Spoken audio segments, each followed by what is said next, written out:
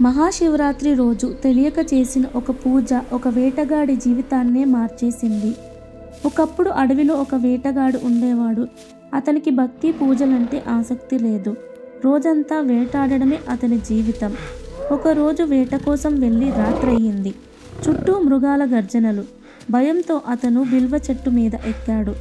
నిద్రపోకుండా ఉండడానికి ఆకులను కిందకి వేస్తూ ఉండేవాడు. అతనికి తెలియదు ఆ ఆకులు కింద ఉన్న శివలింగంపై పడుతున్నాయని. అవి పవిత్రమైన బిల్వ దళాలు అని. ఆ రాత్రి మహాశివరాత్రి. వేటగాడు తెలియక ఉపవాసం చేశాడు. తెలియక జాగారం చేశాడు.